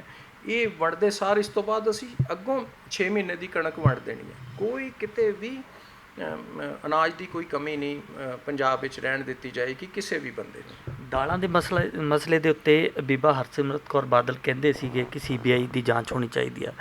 ਇੱਕ CBI ਜਾਂਚ ਦੀ ਮੰਗ ਵਿਕਰਮ ਮਜੀਠੀਆ ਵੀ ਕਰ ਰਹੇ ਨੇ, ਉਹ ਹੈ ਫੀਡ ਸਕੈਮ, ਸੀਡ ਸਕੈਮ, ਜੋ ਬੀਜ ਸਕੈਮ ਹੈ। ਤਾਂ ਤੁਹਾਨੂੰ ਲੱਗਦਾ ਕਿ ਵਾਕਈ ਪੰਜਾਬ ਦੇ ਵਿੱਚ ਇਸ ਤਰੀਕੇ ਦਾ ਸਕੈਮ ਹੋਇਆ ਜਿਸ ਤਰੀਕੇ ਨਾਲ ਅਕਾਲੀ ਦਲ ਕਲੇਮ ਕਰ ਰਹੇ ਨੇ? ਇਹ ਜਿਵੇਂ ਮੈਂ ਪਹਿਲਾਂ ਕਿਹਾ ਵੀ ਪਹਿਲੀਆਂ ਵੀ ਬੇਈਮਾਨੀ ਗੱਲਾਂ ਕੀਤੀਆਂ ਗਈਆਂ। ਸਕੈਮ ਉਦੋਂ ਹੁੰਦਾ ਜਦੋਂ ਹੋ ਜਾਏ, ਹੋਣ ਤੋਂ ਪਹਿਲਾਂ ਰੋਕਿਆ ਜਾਏ, ਉਹ ਸਰਕਾਰ ਦੀ ਐਫੀਸ਼ੀਐਂਸੀ ਕਹਿਲਾਉਂਦੀ ਹੈ। ਇੱਥੇ 128 129 PR ਵੈਰਾਈਟੀ PAU ਨੇ ਕੱਢੀ। ਕੁਝ ਬੰਦੇ ਐਡਵਰਟਾਈਜ਼ ਕਰਨ ਲੱਗ ਗਏ ਬਈ ਸਾਡੇ ਕੋਲੋਂ ਬੀਜ ਹੈਗਾ। ਹਾਲੇ ਉਹ ਵੈਰਾਈਟੀ PAU ਨੇ ਕੱਢੀ ਹੋਈ ਹੈ, ਬਾਹਰ ਬੀਜ ਆਉਣ ਦਾ ਸਵਾਲ ਨਹੀਂ ਪੈਦਾ ਹੁੰਦਾ। ਇੱਥੇ ਅਸੀਂ ਫੂਡ ਮਹਿਕਮੇ 'ਚ PAU ਦੇ VC ਵੀ ਆਏ, ਡਾਇਰੈਕਟਰ ਰਿਸਰਚ ਵੀ ਆਏ, ਅਤੇ ਜਿਨ੍ਹਾਂ ਨੇ ਉਹ ਵੈਰਾਈਟੀ ਕੱਢੀ ਹੈ ਡਾਕਟਰ ਮਾਂਗਟ, ਉਹਨਾਂ ਨੇ ਆਏ। ਸਾਡੇ ਜਿਹੜੇ ਸਾਰੇ ਸ਼ੈਲਰ ਯੂਨੀਅਨ ਵਾਲੇ ਬੰਦੇ, ਉਹਨਾਂ ਨੂੰ ਉਹ ਵੈਰਾਈਟੀ ਦਿਖਾਈ ਗਈ, ਕਿਉਂਕਿ ਵੈਰਾਈਟੀ ਜਿਹੜੀ ਵੀ ਝੋਨਾ ਲੱਗਣਾ ਆ, ਪੈਡੀ ਅਸੀਂ ਪ੍ਰਕਿਓਰ ਕਰਨੀ ਹੈ, ਅਤੇ ਸ਼ੈਲਰ ਵਾਲਿਆਂ ਨੇ ਉਹਦੀ ਮਿਲਿੰਗ ਕਰਕੇ ਚੌਲ ਡਿਲੀਵਰ ਕਰਨਾ ਹੁੰਦਾ FCI ਨੂੰ। ਸੋ ਇੱਕ ਵਾਰੀ 201 ਨਾਮ ਦੀ ਵੈਰਾਈਟੀ ਪਹਿਲਾਂ PAU ਨੇ ਲਾਂਚ ਕਰੀ ਸੀਗੀ, ਜਿਹਦੇ 'ਚ ਥੋੜ੍ਹਾ ਨੁਕਸ ਆ ਗਿਆ ਸੀਗਾ। ਉਹਦਾ ਝਾੜ ਬਹੁਤ ਅੱਛਾ ਸੀਗਾ, ਉਹ ਵੈਰਾਈਟੀ ਦੇ ਵਿੱਚ ਥੋੜ੍ਹਾ ਜਿਹਾ ਕਾਲਾਪਣ ਆ ਗਿਆ ਸੀਗਾ, ਕਿਉਂਕਿ ਉਹਦੇ 'ਚ ਆਇਰਨ ਕੰਟੈਂਟ ਜ਼ਿਆਦਾ ਸੀਗਾ ਅਤੇ ਟੋਟਾ ਜ਼ਿਆਦਾ ਆਉਂਦਾ ਸੀ, ਅਤੇ FCI ਨੇ ਲੈਣ ਤੋਂ ਇਨਕਾਰੀ ਹੋ ਗਿਆ ਸੀ। ਇਹ 2009-10 ਦੀ ਗੱਲ ਆ। ਉਦੋਂ ਸ਼ੈਲਰ ਵਾਲਿਆਂ ਨੂੰ ਘਾਟੇ ਬਹੁਤ ਪਏ ਸੀ, 600 ਕਰੋੜ ਦੇ ਕਰੀਬ ਸੈਂਟਰ ਗੌਰਮੈਂਟ ਅਤੇ ਸਟੇਟ ਗੌਰਮੈਂਟ ਨੂੰ ਉਹਨਾਂ ਨੂੰ ਕੰਪਨਸੇਟ ਕਰਨਾ ਪਿਆ ਸੀ। ਵੀ ਉਹ ਜਿਹਾ ਦੁਬਾਰਾ ਭਾਣਾ ਨਾ ਵਾਪਰੇ, ਤਾਂ ਇਸ ਕਰਕੇ ਉਹ ਮੀਟਿੰਗ ਕਰਕੇ ਸ਼ੈਲਰ ਵਾਲਿਆਂ ਨੂੰ ਚੈੱਕ ਕਰਾਇਆ ਗਿਆ। ਤਾਂ ਉੱਥੇ ਸ਼ੈਲਰ ਵਾਲਿਆਂ ਨੇ ਕਿਹਾ ਵੀ ਜੇ ਹਲੇ ਤਾਈਂ ਅਸੀਂ ਪਾਸ ਨਹੀਂ ਕੀਤੀ ਵੈਰਾਈਟੀ, ਤਾਂ ਇਹਦਾ ਐਡਵਰਟਾਈਜ਼ਮੈਂਟ ਕਿਵੇਂ ਸ਼ੁਰੂ ਹੋ ਗਈ। ਇਮੀਡੀਏਟਲੀ ਐਗਰੀਕਲਚਰ ਡਿਪਾਰਟਮੈਂਟ ਨੇ ਐਕਸ਼ਨ ਲਿੱਤਾ। ਮੈਂ ਤਾਰੀਫ ਕਰੂੰਗਾ ਐਗਰੀਕਲਚਰ ਡਿਪਾਰਟਮੈਂਟ ਦੀ।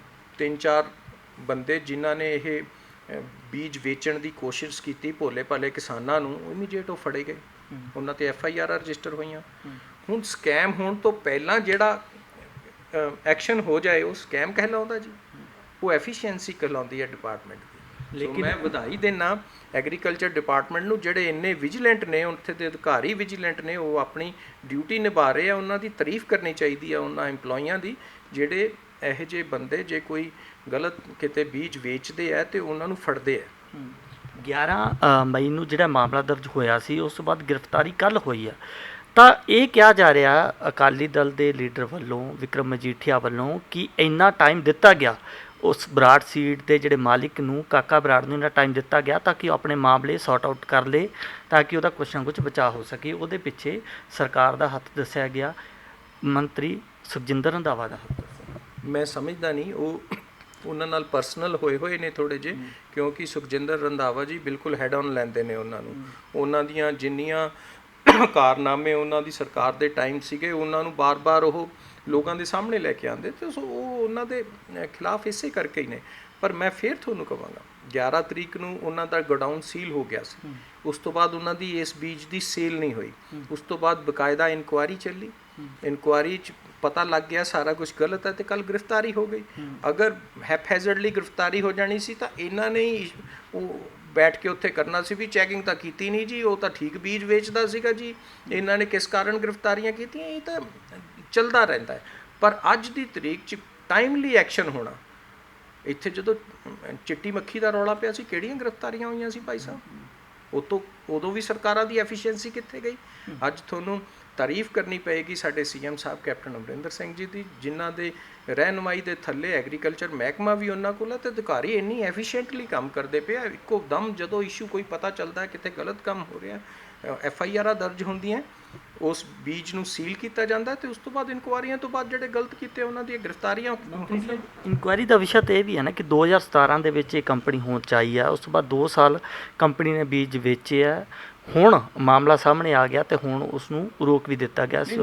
ਤਾਂ ਉਹ ਇਹ ਕਲੇਮ ਮਜੀਠੀਆ ਸਾਹਿਬ ਕਰ ਰਹੇ ਨੇ। ਪ੍ਰੈਸ ਕਾਨਫਰੰਸ ਦੇ ਵਿੱਚ ਉਹਨਾਂ ਨੇ ਕਲੇਮ ਕੀਤਾ ਕਿ 2017 ਤੋਂ ਬਾਅਦ ਕੰਟੀਨਿਊਸਲੀ ਉਹਨਾਂ ਨੇ ਬੀਜ ਵੇਚੇ ਅਤੇ ਮਿਲੀ ਭੁਗਤਣਾ ਵੇਚੀ। ਨਹੀਂ ਭਾਈ ਸਾਹਿਬ, ਜਿਹੜੀ 128, 129 ਵੈਰਾਈਟੀ ਹੈ, ਉਹ ਵੈਰਾਈਟੀ ਇਸ ਸਾਲ ਲਾਂਚ ਹੋ ਰਹੀ ਹੈ। ਉਹ ਪਹਿਲਾਂ ਲਾਂਚ ਹੀ ਨਹੀਂ ਹੋਈ, ਅਤੇ ਪਿੱਛੋਂ ਸਕੈਮ ਕੀ ਬਣਨਾ ਸੀ? ਜਿਹੜੇ ਬੰਦੇ ਨੇ, ਬਾਕੀ ਰਹੀ ਗੱਲ, ਉਹਨੇ 17 ਤੋਂ ਜੇ ਗਲਤੀ ਕੀਤੀ ਹੈ, SIT ਬਣੀ ਹੋਈ ਹੈ। ਜਿਹੜਾ ਲੁਧਿਆਣੇ ਵਾਲਾ ਕੇਸ ਜਿਹਦੀ ਤੁਸੀਂ ਕਹਿ ਰਹੇ ਹੋ ਵੀ ਗ੍ਰਿਫਤਾਰੀ ਕੱਲ੍ਹ ਹੋਈ ਹੈ, ਉਹਦੀ SIT ਬਣੀ 11 ਤਰੀਕ FIR ਹੋਣ ਤੋਂ ਬਾਅਦ। ਜਦੋਂ ਇੱਥੋਂ ਟੀਮਾਂ ਗਈਆਂ ਚੰਡੀਗੜ੍ਹ ਤੋਂ, ਉੱਥੇ ਚੈੱਕ ਕੀਤਾ ਗਿਆ ਅਤੇ ਇਮੀਡੀਏਟ ਸੀਲ ਵੀਲ ਕੀਤੇ ਗਏ। ਉਸ ਤੋਂ ਬਾਅਦ SIT ਬਣਾਈ ਗਈ ਵੀ ਬਕਾਇਦਾ ਤੌਰ 'ਤੇ ਚੈੱਕ ਕਰ ਲਓ ਕਿਤੇ ਕੋਈ ਗਲਤ ਤਾਂ ਨਹੀਂ ਬੰਦਾ ਹੁੰਦਾ। ਚੈਕਿੰਗ ਤੋਂ ਬਾਅਦ, ਇਨਵੈਸਟੀਗੇਸ਼ਨ ਤੋਂ ਬਾਅਦ ਉਹਦੀਆਂ ਗ੍ਰਿਫਤਾਰੀਆਂ ਪਈਆਂ, ਜਿਹਦੇ 'ਚ ਕੁਛ ਨਾ ਕੁਛ ਪ੍ਰੈਮਾ ਫੇਸ਼ੀ ਗਲਤੀ ਨਜ਼ਰ ਆਈ ਹੈ। ਬਾਕੀ ਜਦੋਂ ਰਿਪੋਰਟਾਂ ਆਉਣਗੀਆਂ ਸਭ ਦੇ, ਉਹ ਲੋਕਾਂ ਦੇ ਹਾਜ਼ਰੀ 'ਚ ਹੋਣਗੀਆਂ, ਉਹ ਦੇਖਣਗੇ ਗਲਤ ਹੋ ਰਿਹਾ ਕਿ ਠੀਕ ਹੋ ਰਿਹਾ। ਮੰਤਰੀ ਸਾਹਿਬ, ਵੈਸੇ ਇੱਕ ਗੱਲ ਇਹ ਵੀ ਨੋਟਿਸ ਕਰਨ ਵਾਲੀ ਕਿ PAU ਦੇ ਬਿਲਕੁਲ ਸਾਹਮਣੇ ਉਹਨਾਂ ਨੇ ਆਪਣਾ ਬਰਾੜ ਸੀਡਸ ਦੇ ਨਾਮ 'ਤੇ ਬਣਾਇਆ ਹੋਇਆ ਸਾਰਾ ਤਾਮਝਾਮ ਕੀਤਾ ਹੋਇਆ। ਤਾਂ ਇਹ ਕਿਤੇ ਨਾ ਕਿਤੇ ਜਾਂਚ ਦਾ ਵਿਸ਼ਾ ਨਹੀਂ ਹੈ ਕਿ ਕਿਵੇਂ ਬਣਿਆ ਹੋ, ਕਿਸ ਤਰੀਕੇ ਧਿਆਨ 'ਚ ਹੀ ਨਹੀਂ ਆਇਆ PAU ਦੇ ਕਿ ਸਾਡੇ ਸਾਹਮਣੇ ਇਸ ਤਰੀਕੇ ਨਾਲ ਕੋਈ ਸਟੋਰ ਖੁੱਲ੍ਹ ਗਿਆ ਉੱਥੇ ਵੱਡੀ ਗਿਣਤੀ ਦੇ ਵਿੱਚ। ਜਦੋਂ ਪੋਲੀਟੀਕਲ ਮਸਲਾ ਬਣ ਗਿਆ ਉਸ ਤੋਂ ਬਾਅਦ ਕਾਰਵਾਈ ਹੁੰਦੀ ਹੈ ਨਾ। ਕਾਰਵਾਈ ਹੋਣ ਤੋਂ ਬਾਅਦ ਪੋਲੀਟੀਕਲ ਮਸਲਾ ਬਣਿਆ। ਤੁਸੀਂ ਇਹ ਧਿਆਨ ਰੱਖੋ ਦੋਨੋਂ ਚੀਜ਼ਾਂ ਦਾ। ਜਿੱਥੇ ਕੋਈ ਹਸਪੀਟਲ ਖੁੱਲ੍ਹਦਾ ਹੈ, ਉਹਦੇ ਆਸ-ਪਾਸ ਕੈਮਿਸਟ ਦੀਆਂ ਦੁਕਾਨਾਂ ਖੁੱਲ੍ਹਦੀਆਂ ਹੀ ਹੈ। ਜੇ ਉੱਥੇ PAU ਹੈ, ਜਿੱਥੇ ਰਿਸਰਚ ਹੋਣੀ ਹੈ, ਬੀਜ ਬਣਨਾ ਹੈ, ਉਹਦੇ ਆਸ-ਪਾਸ ਬੀਜ ਦੀਆਂ ਦੁਕਾਨਾਂ ਖੁੱਲ੍ਹਣੀਆਂ ਹੀ ਹੈ, ਕਿਉਂਕਿ ਕਿਸਾਨ ਮੇਲੇ ਲੱਗਦੇ ਆ ਅਤੇ ਉਹਦੇ 'ਚ ਉਦੋਂ ਬੀਜ ਵਗੈਰਾ ਦਿੱਤਾ ਜਾਂਦਾ ਕਿਸਾਨਾਂ ਨੂੰ, ਤੁਸੀਂ ਵੀ ਜਾਣਦੇ ਹੋ। ਪਰ ਇਹ ਜਿਹੜੀਆਂ ਗੱਲਾਂ ਉੱਠੀਆਂ ਨੇ, ਇਹ FIR 11 ਤਰੀਕ ਨੂੰ ਹੋਣ ਤੋਂ ਬਾਅਦ ਉੱਠੀਆਂ। ਤੁਸੀਂ ਰਿਕਾਰਡ ਚੈੱਕ ਕਰੋ। ਸ਼ਾਬਾਸ਼ੀ ਦੇਣ ਦੀ ਬਜਾਏ, ਅਫਸਰਾਂ ਦੀ ਪਿੱਠ ਠੋਕਣ ਦੀ ਬਜਾਏ ਵੀ ਵਾਕਈ ਤੁਸੀਂ ਅੱਛਾ ਕਾਰਨਾਮਾ ਕਰਿਆ ਹੈ, ਗਲਤ ਬੰਦੇ ਨੂੰ ਫੜਿਆ ਹੈ, ਬੀਜ ਜਿਹੜਾ ਵੇਚਣ ਦੀ ਕੋਸ਼ਿਸ਼ ਕਰ ਰਿਹਾ ਸੀਗਾ। ਜਦੋਂ ਕੋਈ ਬੰਦਾ ਕੋਸ਼ਿਸ਼ ਕਰ ਰਿਹਾ ਹੋਵੇ ਉਦੋਂ ਹੀ ਫੜ ਲਿੱਤਾ ਜਾਵੇ, ਉਹ ਐਫੀਸ਼ੀਐਂਸੀ ਕਹਿਲਾਉਂਦੀ ਹੈ, ਜਦ ਕਿ ਉਹ ਵੇਚਣ ਤੋਂ ਬਾਅਦ ਫੜਿਆ ਜਾਵੇ। ਤੁਸੀਂ ਇਹ ਧਿਆਨ ਨਾਲ ਰਿਕਾਰਡ ਚੈੱਕ ਕਰੋ, 11 ਤੋਂ ਪਹਿਲਾਂ ਕੋਈ ਗੱਲ ਹੀ ਨਹੀਂ ਸੀਗੀ। ਜਦੋਂ FIR ਕੀਤੀ ਗਈ, ਮਹਿਕਮੇ ਨੇ ਰੇਡ ਕਰੀ, ਉਸ ਤੋਂ ਬਾਅਦ ਇਹਨਾਂ ਨੇ ਕਹਿਣਾ ਸ਼ੁਰੂ ਕਰਤਾ ਬੀਜ ਸਕੈਮ ਹੋ ਗਿਆ ਜੀ, ਉਹ ਸੁਖਜਿੰਦਰ ਰੰਧਾਵਾ ਜੀ ਦਾ ਨਜ਼ਦੀਕੀ ਹੈ ਜੀ, ਕਿਸੇ ਦਾ ਨਜ਼ਦੀਕੀ ਹੈ, ਮੈਨੂੰ ਤਾਂ ਇਹ ਵੀ ਨਹੀਂ ਪਤਾ ਕਿਸ ਤਰੀਕੇ ਨਜ਼ਦੀਕੀ ਹੈ। ਪਰ ਮੈਂ ਜੋ ਜਾਣਦਾ ਐਜ਼ ਏ ਮਹਿਕਮੇ ਦਾ ਵਜ਼ੀਰ ਹੋਣ ਦੇ ਨਾਤੇ, ਔਰ ਖ਼ਾਸ ਤੌਰ 'ਤੇ ਕਿਉਂਕਿ ਜਿਹੜੀ ਵੀ ਫਸਲ ਹੈ, ਇਹ ਜਿਹੜਾ ਪ੍ਰੀ ਹਾਰਵੈਸਟਿੰਗ ਹੈ ਸਾਰਾ ਐਗਰੀਕਲਚਰ ਦਾ ਹੁੰਦਾ, ਅਤੇ ਪੋਸਟ ਹਾਰਵੈਸਟਿੰਗ ਫਸਲ ਅਸੀਂ ਚੱਕਣੀ ਹੁੰਦੀ ਹੈ।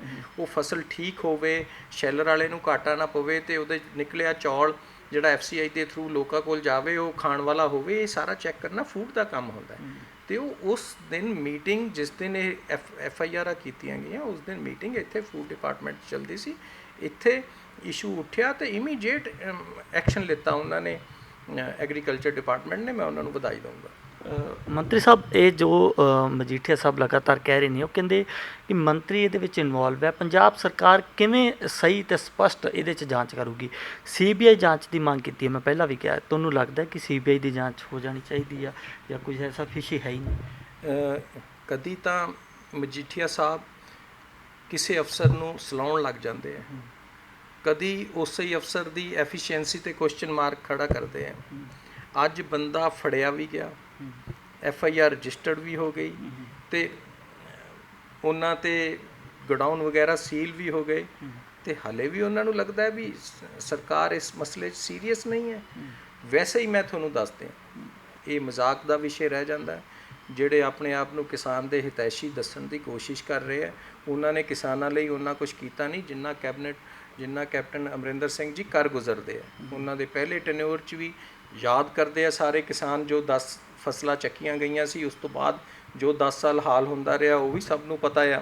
ਅਤੇ ਅੱਜ ਵੀ ਜਿਹੜੀ ਆ ਫਸਲ ਇਹੋ ਜਿਹੇ ਚੈਲੰਜਿੰਗ ਟਾਈਮ 'ਚ ਵੀ ਚੱਕੀ ਗਈ। ਲੋਕ ਅੱਜ ਸਲਾਹੁੰਦੇ ਆ ਵੀ ਅੱਗੋਂ ਵੀ ਫਸਲ ਇਹੋ ਜਿਹਾ ਹੀ ਸਿਸਟਮ ਬਣਾ ਦਿਓ। ਸਾਰੇ ਕਿਸਾਨ ਬਾਰ-ਬਾਰ ਉਹਨਾਂ ਦੇ ਰਿਪਰੈਜ਼ੈਂਟੇਟਿਵ ਸਾਨੂੰ, ਮੈਂ ਜਿਸ ਮਰਜ਼ੀ ਡਿਸਟ੍ਰਿਕਟ 'ਚ ਜਾਣਾ, ਉਹ ਧੰਨਵਾਦ ਵੀ ਕਰਦੇ ਆ। ਈਵਨ ਜਥੇਬੰਦੀਆਂ, ਮੈਂ ਬਰਨਾਲੇ ਗਿਆ, ਉੱਥੇ ਸਾਨੂੰ ਭਾਰਤੀ ਕਿਸਾਨ ਯੂਨੀਅਨ ਦੇ ਬੰਦੇ ਜਿਹੜੇ ਕਦੀ ਵੀ ਸਰਕਾਰ ਨੂੰ ਸਲਾਹੁੰਦੇ ਨਹੀਂ, ਉਹਨਾਂ ਨੇ ਸ਼ੁਕਰਾਨਾ ਕਰਿਆ, ਧੰਨਵਾਦ ਕਰਿਆ, ਅਤੇ ਨਾਲ ਕਿਹਾ ਵੀ ਇਹਦੇ 'ਚ ਜਿਹੜੇ ਥੋੜ੍ਹੇ ਬਹੁਤ ਹੋਰ ਕਮਜ਼ੋਰੀਆਂ ਰਹਿ ਕੇ, ਇਹਨੂੰ ਇਸ ਤਰੀਕੇ ਦਾ ਹੀ ਸਿਸਟਮ ਬਣਾ ਦਿਓ ਜਿਸ ਤਰੀਕੇ ਇਸ ਵਾਰ ਕਿਸਾਨਾਂ ਨੂੰ ਕੋਈ ਪ੍ਰੋਬਲਮ ਨਹੀਂ ਆਈ, ਅੱਗੋਂ ਵੀ ਨਾ ਆਵੇ। ਅੱਜ ਵੀ ਪ੍ਰੈਸ ਕਾਨਫਰੰਸ ਕਰਨ ਜਾ ਰਹੇ ਆ ਅਕਾਲੀ ਦਲ ਦੀ ਸੀਨੀਅਰ ਲੀਡਰਸ਼ਿਪ, ਇਸੇ ਮਸਲੇ 'ਤੇ ਕਰਨ ਜਾ ਰਿਹਾ ਕਿ ਸਰਕਾਰ ਉਸੇ ਤਰੀਕੇ ਦੇ ਨਾਲ ਜੋ ਕੰਮ ਨਹੀਂ ਕਰੇਗੀ, ਇਸ ਸਕੈਮ ਨੂੰ ਬਾਹਰ ਨਹੀਂ ਲਿਆਏਗੀ ਜਿਸ ਲੈਵਲ 'ਤੇ ਲਿਆਉਣਾ ਚਾਹੀਦਾ। ਇਹ ਜ਼ਰੂਰ ਉਹਨਾਂ ਨੂੰ ਕਰਨਾ ਚਾਹੀਦਾ। ਆਪੋਜੀਸ਼ਨ ਹੈ, ਮੈਂ ਤਾਂ ਤੁਹਾਨੂੰ ਪਹਿਲਾਂ ਕਿਹਾ ਵੀ ਵਾਚਡੌਗ ਨੇ, ਉਹਨਾਂ ਨੂੰ ਸਾਨੂੰ ਜਗਾ ਕੇ ਰੱਖਣਾ ਚਾਹੀਦਾ ਹੈ। ਪਰ ਮੈਂ ਤੁਹਾਨੂੰ ਸਪੈਸ਼ਲੀ ਅਕਾਲੀ ਦਲ ਬਾਦਲ ਦੀ ਗੱਲ ਕਰ ਦੇਣਾ, ਉਹ ਇਸ ਵੇਲੇ ਕੋਸ਼ਿਸ਼ ਕਰ ਰਹੇ ਆ, ਜਿਹੜੀ ਉਹ ਪੋਲੀਟੀਕਲ ਸਪੇਸ ਉਹਨਾਂ ਕੋਲ ਸੀਗੀ, ਲੋਕਾਂ ਨੇ ਉਹਨਾਂ ਨੂੰ ਥੋੜ੍ਹਾ ਜਿਹਾ ਇਸ ਵੇਲੇ ਪੋਲੀਟੀਕਲੀ ਇਗਨੋਰ ਕੀਤਾ ਹੋਇਆ, ਉਹ ਵਾਪਸ ਲਾਈਮਲਾਈਟ 'ਚ ਆਉਣਾ ਚਾਹੁੰਦੇ ਆ। ਉਹ ਇਹੋ ਜਿਹੇ ਇਸ਼ੂਜ਼ ਬਣਾ ਰਹੇ ਆ, ਮੈਂ ਪਹਿਲਾਂ ਤੁਹਾਨੂੰ ਕਿਹਾ ਵੀ ਉਹ ਮਜ਼ਾਕ ਬਣ ਜਾਂਦਾ ਹੈ। ਤੁਸੀਂ ਕਹਿ ਦਿਓ ਪਾਸ ਨਹੀਂ ਮਿਲਦੇ, ਅਤੇ ਸਾਰੇ ਕਿਸਾਨ ਟਾਈਮਲੀ 20 ਦਿਨਾਂ 'ਚ ਹੀ ਫਸਲ ਲੈ ਆਉਣ, ਅਤੇ ਪਾਸ ਦਾ ਮਜ਼ਾਕ ਬਣ ਗਿਆ। ਤੁਸੀਂ ਕਹਿ ਦਿਓ ਜੀ ਇੱਥੇ ਚੱਕਿਆ ਨਹੀਂ ਜਾਂਦਾ, ਕਿਸਾਨ ਇੱਕ ਘੰਟੇ 'ਚ ਵਾਪਸ ਮੁੜਿਆ। ਅਲਟੀਮੇਟਲੀ ਤਾਂ ਤੁਹਾਡੀ ਆਵਾਜ਼ ਉਹੀ ਹੈ ਜਿਹੜੀ ਪਬਲਿਕ ਦੀ ਹੋਣੀ ਹੈ, ਅਤੇ ਪਬਲਿਕ ਦੀ ਆਵਾਜ਼ ਬਿਲਕੁਲ ਉਲਟ ਹੋਵੇ ਅਤੇ ਤੁਸੀਂ ਇਲਜ਼ਾਮ ਲਾਉਂਦੇ ਜਾਓ, ਅਤੇ ਉਹ ਇਸ਼ੂ ਨਹੀਂ ਬਣਦਾ। ਮੰਤਰੀ ਸਾਹਿਬ, ਮਸਲਾ ਸਿਰਫ ਅਕਾਲੀ ਦਲ ਦਾ ਨਹੀਂ ਹੈ, ਕਿਸੇ ਓਪੋਜੀਸ਼ਨ ਦਾ ਨਹੀਂ ਹੈ, ਪੰਜਾਬ ਦਾ ਕਿਸਾਨ ਸਿੱਧੇ ਤੌਰ 'ਤੇ ਜੁੜਿਆ ਹੋਇਆ। ਕੀ ਪੰਜਾਬ ਦਾ ਕਿਸਾਨ ਇਹ ਵਿਸ਼ਵਾਸ ਕਰ ਸਕਦਾ ਕਿ ਜੋ ਵੀ ਇਨਵੈਸਟੀਗੇਸ਼ਨ ਹੋਏਗੀ ਫ੍ਰੀ ਐਂਡ ਫੇਅਰ ਹੋਏਗੀ? ਅਗਰ ਕਿਸੇ ਨੇ ਗਲਤ ਕੀਤਾ ਹੈ, ਉਸ ਦਾ ਅੰਜਾਮ ਨੂੰ ਭੁਗਤਣਾ ਪਏਗਾ। ਅਗਰ ਕੋਈ ਗਲਤ ਫੈਕਟਰੀ ਖੁੱਲ੍ਹੀ ਹੈ ਇੱਥੇ, ਜੋ ਜਿਸ ਤਰੀਕੇ ਨਾਲ ਪ੍ਰੈਸ ਕਾਨਫਰੰਸ ਦੇ ਵਿੱਚ ਵੀ ਉਹਨਾਂ ਨੇ ਕਿਹਾ, ਤਾਂ ਉਹ ਬੰਦ ਹੋਏਗੀ ਅਤੇ ਉਹਦੇ 'ਤੇ ਕਾਰਵਾਈ ਹੋਏਗੀ। ਬੀਜ ਫੈਕਟਰੀਆਂ 'ਚ ਨਹੀਂ ਬਣਦੇ, ਬੀਜ ਕਿਸਾਨ ਖੇਤਾਂ 'ਚ ਉਗਾਉਂਦਾ ਹੈ। ਜਿਸ ਤਰੀਕੇ ਦੇ ਐਕਸ਼ਨ ਹੁੰਦੇ ਹੈ, ਅਤੇ ਜੋ ਕੈਪਟਨ ਅਮਰਿੰਦਰ ਸਿੰਘ ਹੁਣਾਂ ਦਾ ਕਿਹਾ ਹੈ, ਜਿਹਦੇ 'ਤੇ ਸਾਰੀ ਦੁਨੀਆ ਯਕੀਨ ਕਰਦੀ ਹੈ, ਮੇਰਾ ਖਿਆਲ ਨਹੀਂ ਕਿਸੇ ਵੀ ਕਿਸਾਨ ਨੂੰ ਕਿਸੇ ਵੀ ਹਨੇਰੇ 'ਚ ਰਹਿਣਾ ਚਾਹੀਦਾ ਵੀ ਜੇ ਉਹ ਕਹਿੰਦੇ ਹੈ ਵੀ ਮੈਂ ਐਕਸ਼ਨ ਲਊਂਗਾ, ਫੇਅਰ ਇਨਕੁਆਇਰੀ ਹੋਊਗੀ, ਅਤੇ ਇਨਕੁਆਇਰੀ ਹੋ ਵੀ ਰਹੀ ਹੈ। ਉਹਨਾਂ ਦੇ ਬਗੈਰ ਕਹੇ ਇੰਨਾ ਵਧੀਆ ਸਿਸਟਮ ਚੱਲ ਵੀ ਰਿਹਾ, ਅਤੇ ਫਿਰ ਵੀ ਕਿਸੇ ਨੂੰ ਸ਼ੰਕਾ ਰਹੇਗੀ, ਮੈਨੂੰ ਨਹੀਂ ਲੱਗਦਾ। ਮਤਲਬ ਫ੍ਰੀ ਐਂਡ ਫੇਅਰ ਹੋਏਗੀ ਇਨਵੈਸਟੀਗੇਸ਼ਨ? ਬਿਲਕੁਲ ਫ੍ਰੀ ਐਂਡ ਫੇਅਰ ਇਨਵੈਸਟੀਗੇਸ਼ਨ ਹੋਏਗੀ। ਮੰਤਰੀ ਸਾਹਿਬ ਧੰਨਵਾਦ ਗੱਲਬਾਤ। ਥੈਂਕ ਯੂ ਜੀ, ਬਹੁਤ ਮਿਹਰਬਾਨੀ ਵੀਰੇ। ਤਾਂ ਇਹ ਨੇ food and supply minister Bharat Bhushan Ashu ਜੀ, ਜੋ ਕਿ ਸਿੱਧੇ ਤੌਰ ਤੇ ਵਿਰੋਧੀਆਂ ਦੀ ਹਰ ਇਲਜ਼ਾਮ ਦਾ ਜਵਾਬ ਦੇ ਰਹੇ ਨੇ ਤੇ ਕਹਿ ਰਹੇ ਨੇ ਕਿ ਅਗਰ ਬੀ ਸਕੈਮ ਵਰਗੀ ਕੋਈ ਚੀਜ਼ ਹੋਈ ਹੈ ਤਾਂ ਫ੍ਰੀ ਐਂਡ ਫੇਅਰ ਇਨਵੈਸਟੀਗੇਸ਼ਨ ਹੋਏਗੀ ਤੇ ਜੋ ਵੀ ਜ਼ਿੰਮੇਦਾਰ ਹੋਏਗਾ ਉਸ 'ਤੇ ਕਾਰਵਾਈ ਹੋਏਗੀ। ਤੇ ਨਾਲ ਹੀ ਪ੍ਰੋਕਿਉਰਮੈਂਟ ਨੂੰ ਲੈ ਕੇ ਵੀ ਸਾਰੇ ਆંકੜੇ ਪੇਸ਼ ਕੀਤੇ ਨੇ ਕਿ ਕਿਸ ਤਰੀਕੇ ਨਾਲ ਕਿਸ ਤਰ੍ਹਾਂ ਦੀਆਂ ਜੋ ਮੁਸ਼ਕਿਲਾਂ ਦਾ ਸਾਹਮਣਾ ਕਰਨਾ ਪਿਆ ਤੇ ਕਿਸ ਤਰੀਕੇ ਨਾਲ ਕਿਸਾਨ ਦਾ ਜਿਹੜਾ ਧਿਆਨ ਰੱਖਿਆ ਗਿਆ ਇਸ ਕੋਵਿਡ-19 ਦੇ ਸਮੇਂ ਦੇ ਵਿੱਚ। ਕੈਮਰਾਮੈਨ ਦੀਪਕ ਦੇ ਨਾਲ Ravinder Singh, Dainik Savera TV, Chandigarh. All world open challenge 17 time gold medallist मियां रफीक मोहम्मद, पंडित, मौलवी, बेगम, तांत्रिक, इन्हां चोरा ठग्गां तो सावधान। स्पेशलिस्ट वशीकरण, सट्टा नंबर, लव मैरिज, पति पत्नी च अनबन, विदेश च पक्का होना, कारोबार दा ना चलना, सिर्फ 31 घंटियां विच समाधान। फ्री फ्री फ्री मियां रफीक मोहम्मद। मोबाइल 84 374 94 647, 84 374 94 648।